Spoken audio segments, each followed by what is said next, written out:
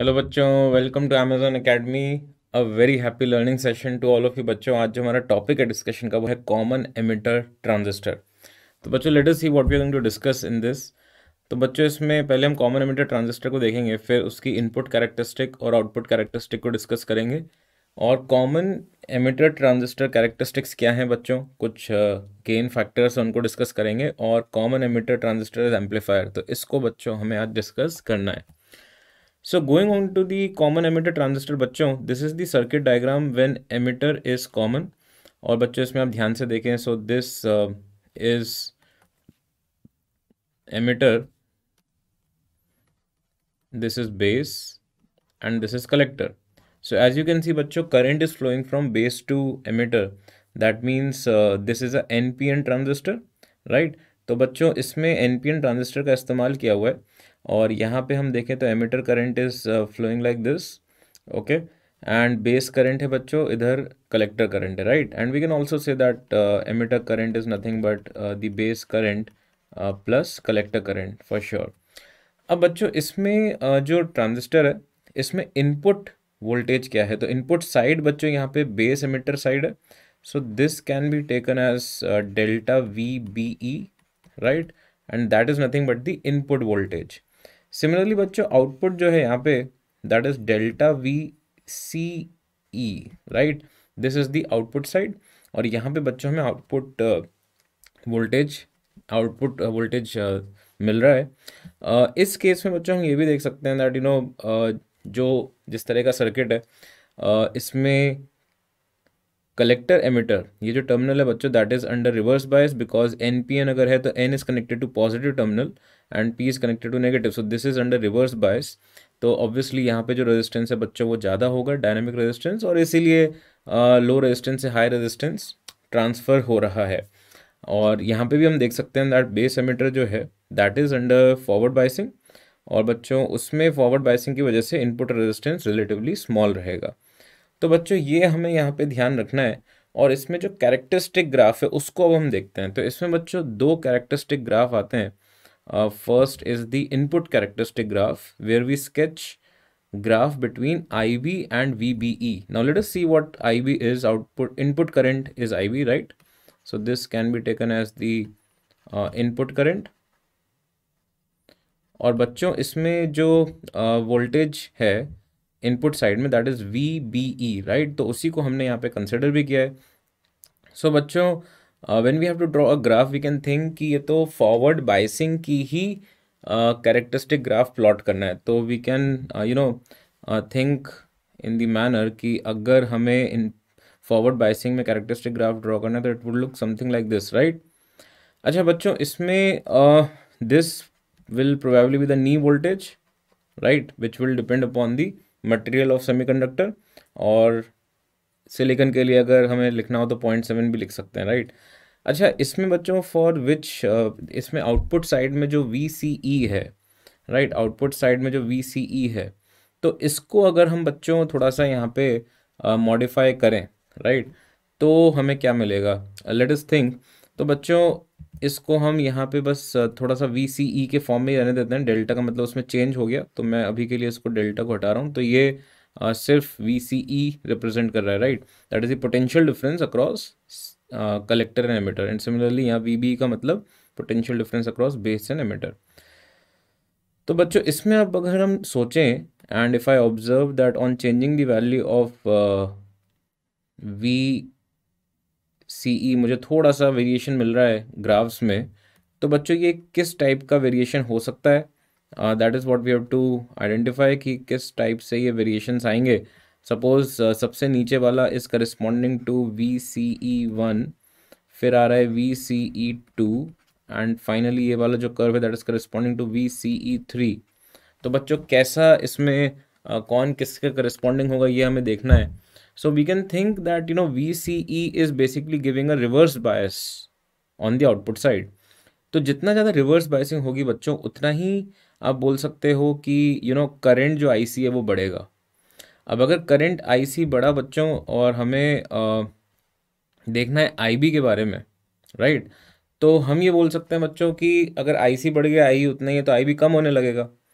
and therefore what we can say that probably for a fixed value of VBE IB सबसे ज़्यादा तब होगा बच्चों जब VCE होगा कम, राइट। तो इसका मतलब बच्चों VCE3 is less than VCE2 is less than VCE1। मतलब ये हो गया कि अगर आप रिवर्स बायसिंग जो है उसको कम कर रहे हो तो ओवरऑल जो IC मिलेगा हमें वो रिलेटिवली कम हो गया, और IE equal to IC plus IB होता है, तो IB जो है बच्चों में थोड़ा सा ज़्यादा मिल जाएगा। Think about it. तो अगर IE is equal to IC plus IB लिखूँ मैं, और रिवर्स बायसिंग की वजह से दिस डिक्रीजेस, तो बच्चों बेस करंट जो है वो बढ़ जाएगा, और बेस करंट सबसे ज़्यादा हमें तब मिलना चाहिए for a fix value of VBE जब आपका जो VCE है वो सबसे कम हो। तो that gives this as the correct form. ऐसे ही बच्चों आउटपुट कैरेक्टरिस्टिक भी देखते हैं। तो आउटपुट कैरेक्टरिस्टिक बच्चों हमें बनाना है IC वर्सेस VCE में। Now if you think about what is happening on the output side, तो बच्चों VCE यहाँ पे आउटपुट वोल्टेज है और IC यहाँ पे करंट है। तो हम इसमें बच्चों ये सोच सकते हैं that for a fix value of IB what will happen, अगर हम एक फिक्स वैल्यू ऑफ IB कर दें तो IE minus IB will give me IC। तो शुरुआत में बच्चों अगर हमने VCE कुछ भी नहीं लिया तो हमें कोई रिवर्स बायसिंग में कोई करंट नहीं मिलेगा। तो जैसे जैसे मैं VCE बढ़ाऊंगा तो मेरा जो करंट है IC वो बढ़ेगा, और फिर जैसे जैसे एक फिक्स वैल्यू ऑफ IB है तो ओवरऑल इस सर्किट में जितना IC हमें मिल सकता है उतना मिलने लगेगा। तो ये ग्राफ प्रोबेबली कुछ ऐसा दिखना चाहिए, राइट, समथिंग लाइक दिस। तो ये बच्चों एक फिक्स वैल्यू ऑफ IB के लिए है। Suppose we can take this as 10 micro ampere, right. तो अगर हमने बच्चों IB बढ़ाया या कम किया तो ये जो ग्राफ है ये ऐसा कुछ भी वैल्यूज़ देने लगेगा, है ना, इस तरह से। तो अब हमें सोचना है कि बच्चों अगर सिमिलर टू लास्ट केस, अगर ये IB1 है, ये IB2 है और ये IB3 के लिए है, तो इसमें कौन ज़्यादा है और कौन कम। Now if you think about it बच्चों, अगर आप IB जो है उसको 10 की जगह 20 कर रहे हो तो इतना ज़्यादा IB बढ़ाने के लिए आपको IE में बहुत सिग्निफिकेंट चेंज लाना पड़ेगा। मतलब सपोज अगर IE 100 है तो उसमें से 1 बेस करंट है, जस्ट टेकिंग एन एग्जांपल। तो 1 की जगह अगर आप 2 करना चाहते हो बेस करंट को तो आपको 100 का वो डबल करके 200 करना पड़ेगा, बाकी सारे पैरामीटर्स अगर सेम रखने हैं। तो इसका मतलब बच्चों IC जो है वो भी सिग्निफिकेंटली बढ़ जाएगा, और वो बढ़ेगा तभी जब IB ज़्यादा करो आप।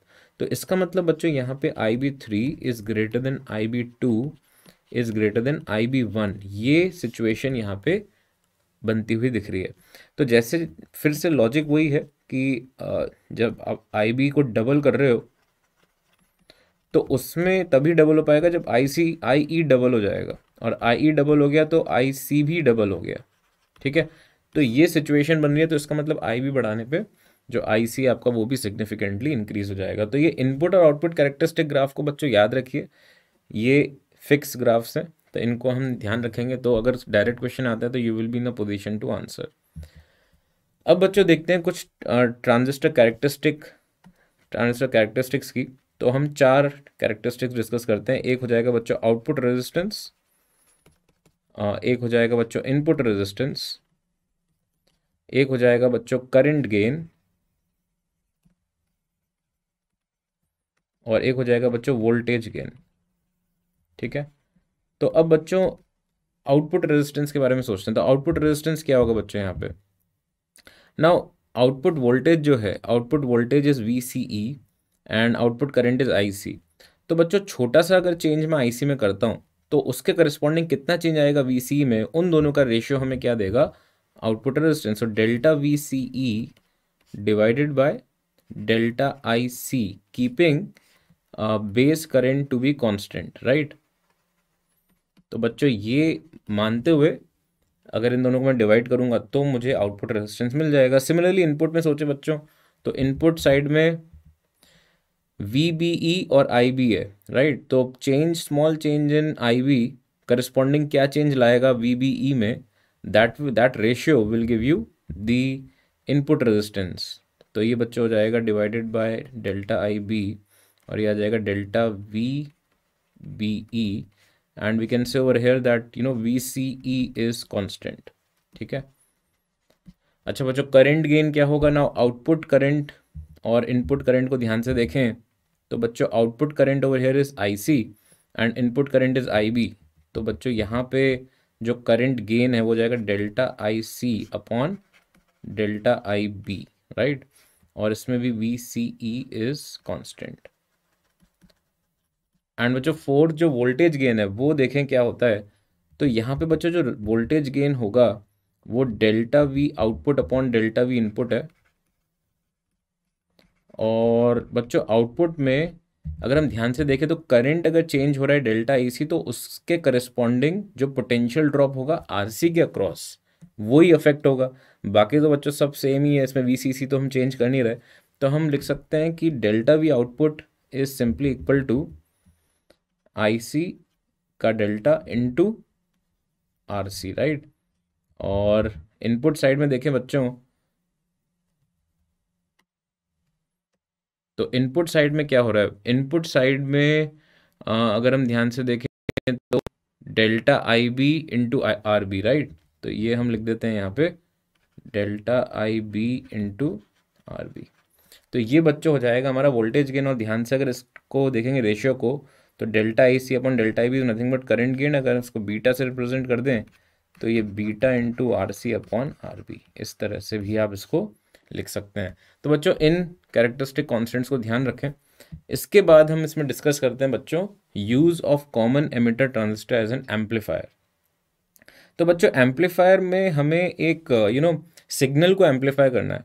तो हमें यहाँ पे एक छोटा सा AC सिग्नल इनपुट साइड में ऐड कर देते हैं।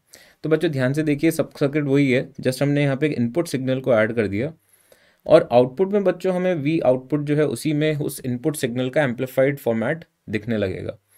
तो बच्चों ये जो सिग्नल है अगर आप ध्यान से देखेंगे if this is having a sinusoidal wave तो आउटपुट में भी एक साइनसॉइडल वेव है but there is a phase difference of pi, right. तो ये हमें ध्यान रखना इंपॉर्टेंट है, इसको समझते हैं that input and output signal have phase difference of pi, right. उसके अलावा बच्चों सोचे हम कि ऐसा हो क्यों रहा है, तो हम ये बोल सकते हैं कि सर अगर यहाँ पे इनपुट साइड में थोड़ा सा करंट हम बढ़ाते हैं तो अगर IB बढ़ा बच्चों तो उसके करस्पॉन्डिंग फिर हम बोल सकते हैं कि IC में चेंज आएगा। और V आउटपुट क्या है, अगर मैं V आउटपुट को देखूं तो वो कितना है बच्चों VCC माइनस ICRC, राइट। तो अगर IB बढ़ा तो उसके करस्पॉन्डिंग IC जो है वो थोड़ा सा बढ़ेगा। और अगर बच्चों वो बढ़ गया तो VCC माइनस ICRC करूंगा तो ये बच्चों थोड़ा सा कम हो गया। एंड देयरफॉर व्हाट आई से इज दैट यहाँ पे जो आउटपुट वोल्टेज है बच्चों दैट विल रिड्यूस स्लाइटली, ठीक है। सिमिलरली बच्चों उल्टा भी केस है, अगर मान लीजिए यहाँ पे इनपुट सिग्नल इनपुट में आपने नेगेटिव वोल्टेज लिया तो उसके करस्पॉन्डिंग IB थोड़ा सा कम हो गया और IB थोड़ा सा कम हो गया, IC बढ़ गया तो इनफैक्ट IC भी कम हो गया तो उसके करस्पॉन्डिंग बच्चों जो आउटपुट वोल्टेज हमें मिलेगा वो ज़्यादा मिल जाएगा। और इसीलिए बच्चों हम यहाँ पे क्या बोलते हैं कि इनपुट और आउटपुट में there is a phase difference of pi. So we have to just remember this part, क्योंकि फॉरवर्ड बाइसिंग कर रहे हो आप तो फॉरवर्ड बाइसिंग से करंट जो है वो बढ़ेगा और उससे फिर IC भी बढ़ेगा, है ना। IC बढ़ेगा तो यहाँ पे आउटपुट वोल्टेज कम होगा एंड दैट इज़ वाई ये नीचे की तरफ आ रहा है। तो इस लॉजिक को ध्यान रखते हुए पाई जो नंबर है उसको याद रखें। प्रीवियस ईयर JEE मेंस में आया हुआ क्वेश्चन है, डायरेक्ट क्वेश्चन कि इनपुट आउटपुट सिग्नल में कितना फेज डिफरेंस होता है इन अ कॉमन एमिटर एम्पलीफायर। तो ये इंपॉर्टेंट चीज़ है, बाकी सारा सर्किट वही है बच्चों, there is no difference at all.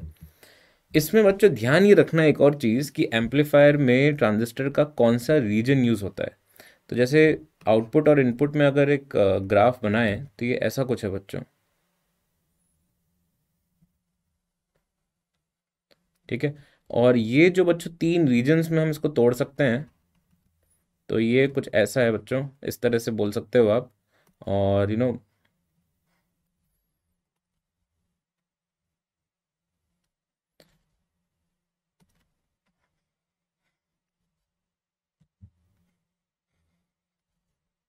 तो इस केस में when we are drawing a graph and we are trying to represent the states in which transistor can be used.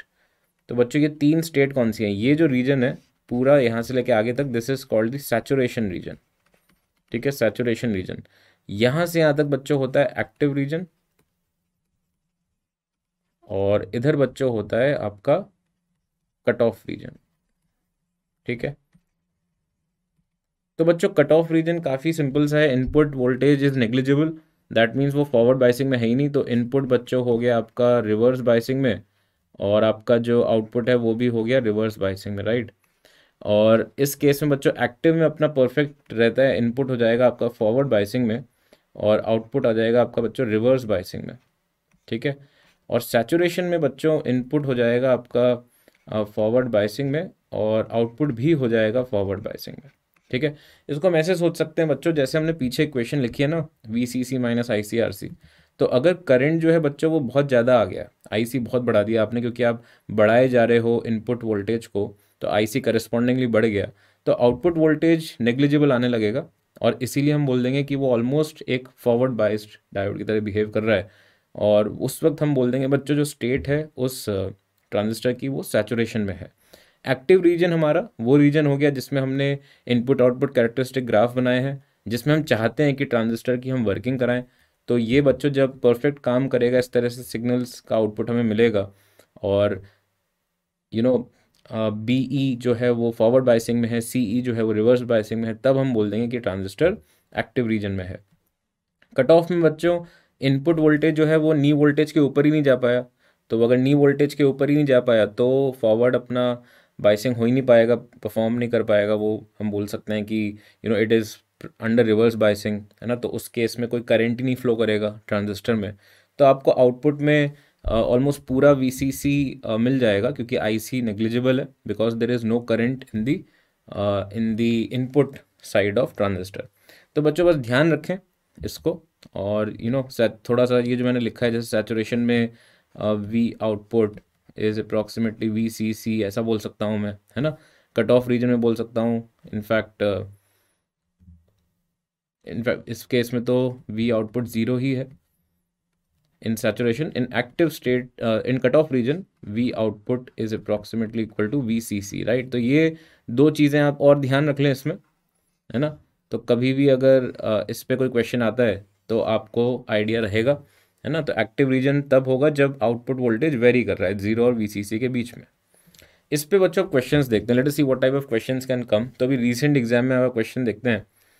तो बच्चे कॉमन एमिटर एम्पलीफायर है, build using NPN transistor, DC current gain दे रखा है, RC दे रखा है, VCC दे रखा है, what is the minimum base current to reach saturation.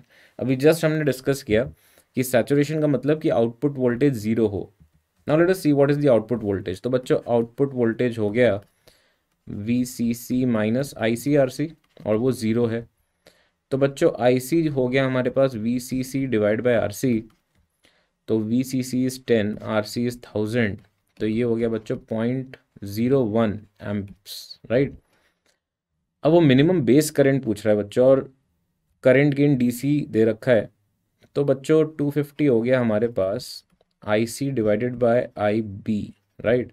और अब हम इसमें सब्सटीट्यूट करें वैल्यूज़, तो आई बी आ गया बच्चों 0.01 upon 250, which will give you the answer as 40 micro amps.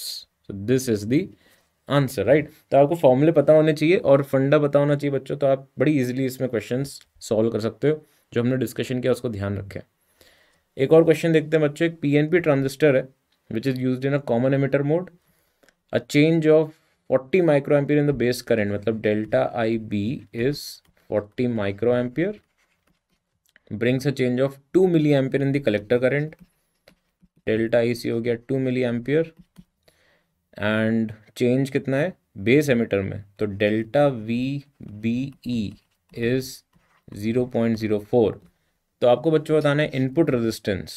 तो आर इनपुट बच्चों होता है, जैसे हमने पीछे भी डिस्कस किया है, तो ध्यान से देखें आप। तो input is delta V B E upon delta I B, तो delta V B E upon delta I B, तो जैसे हम सब्सटीट्यूट करेंगे तो ये बच्चों आ जाएगा